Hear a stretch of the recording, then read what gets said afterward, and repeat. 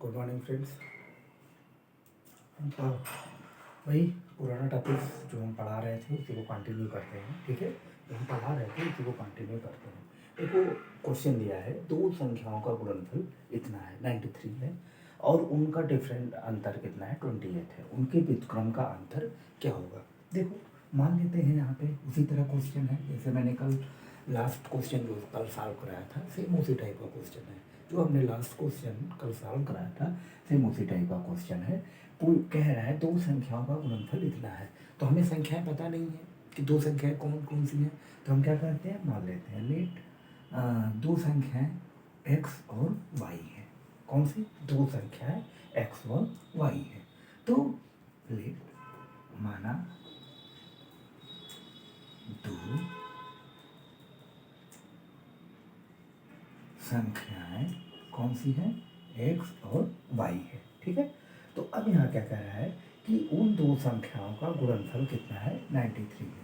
दोनों का गुणनफल कितना है 93 है, मतलब x y equal 93। Equation number 1। उनका अंतर कितना है 28 है। Equation number 2। तो उनके व्युत्क्रम का अंतर बताइए। उनके व्युत्क्रम का अंतर क्या होगा, x माइनस वाई अपान एक्स वाई। देखो, जैसे एक संख्या x है का व्युत्क्रम क्या होगा 1/x होगा। y है, इसका व्युत्क्रम क्या होगा 1/y होगा। तो वही तो हमने कहा कि उनके व्युत्क्रम का अंतर यही होगा। तो क्या हो जाएगा x minus y y minus x upon x Y.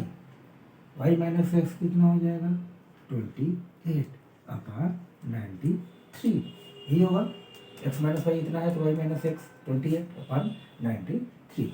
ये हमारा हो गया आंसर। देखो, इसमें कुछ भी नहीं था, दिया था दो संख्याओं का गुणनफल दिया है, अंतर दिया है, तो व्युत्क्रम का अंतर पूछ रहा था। माना दो संख्या x y है तो उनका x y 93, उनका गुणनफल कितना है 93 है, और x y माइनस में कितना है 28। तो उनका व्युत्क्रम क्या होगा, x का व्युत्क्रम 1/x, y का व्युत्क्रम 1/y होगा उनका। तो उनके व्युत्क्रम का अंतर कितना होगा, इतना 28/20 93। क्लियर, कांसेप्ट क्लियर हुआ। अब हम देखते हैं इसका दूसरा क्वेश्चन।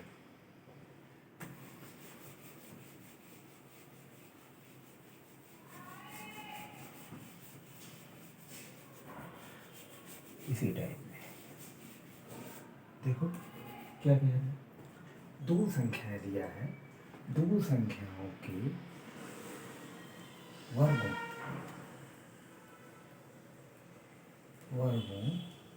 का योग 165 है। ठीक है, वर्गों का योग तथा उन संख्याओं का योग कितना है, उन संख्याओं का योग 23 है। ठीक है, तो दोनों का गुणनफल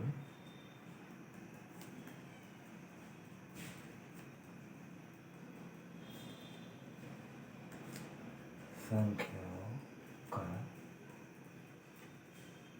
गुणनफल बताओ। ठीक है, क्या कह रहे हैं, दो संख्याएं के वर्गों का योग इतना है, उन संख्याओं का योग इतना है, तो दोनों संख्याओं का गुणनफल बताना है। देखो कैसे सॉल्व होता है। मान लेते हैं, माना दोनों संख्या कौन कौन सी है, x और y है। ठीक है, दोनों के वर्गों का योग 165 है।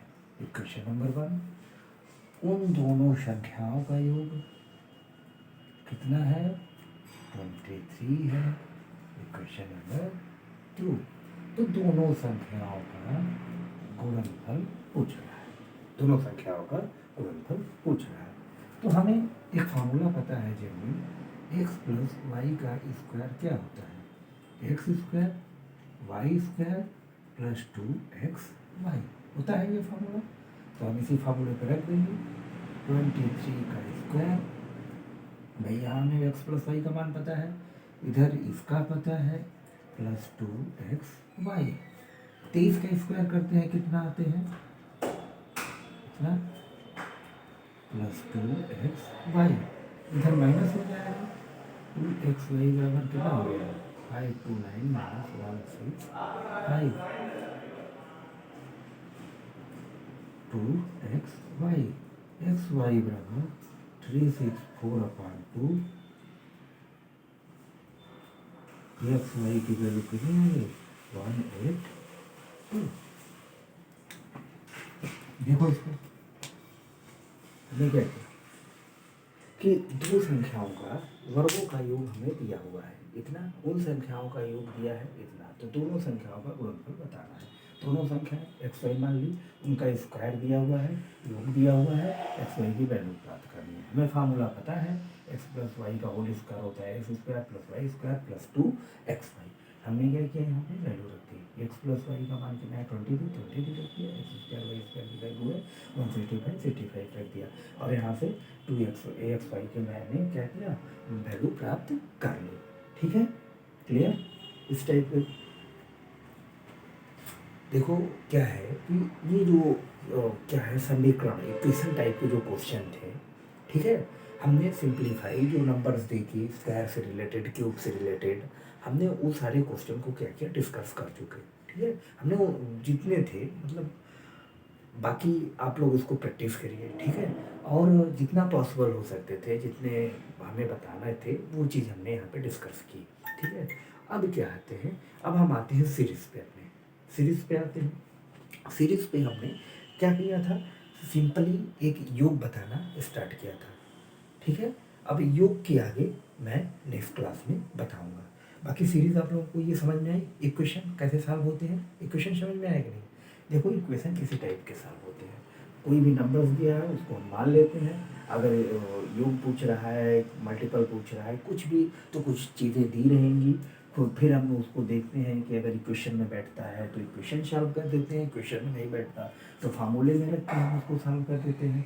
ठीक है, वो डिपेंड करता है कि आप उसका किस तरह यूज़ करते हैं क्वेश्चन में। ठीक है, क्वेश्चन किस तरह टाइप का पूछा हुआ है और उसका आप यूज़ कैसे करते हो। ठीक है, कॉन्सेप्ट क्लियर। अब क्या है कि नेक्स्ट टॉपिक मैं नेक्स्ट क्लास में कंटिन्यू करूँगा। ठीक है, नेक्स्ट टॉपिक मेरा वही सीरीज चल रहा था। सीरीज में क्या था कि मैंने शायद प्लस करना बताया था, समाप्ति योग निकालना। अब क्या है, मैं स्क्वायर से रिलेटेड, क्यूब से रिलेटेड मैं बताऊंगा। ठीक है, वो मेरा नेक्स्ट क्लास में होगा। तब तक के लिए बाय बाय, मिलते हैं फिर नेक्स्ट क्लास में। ठीक है।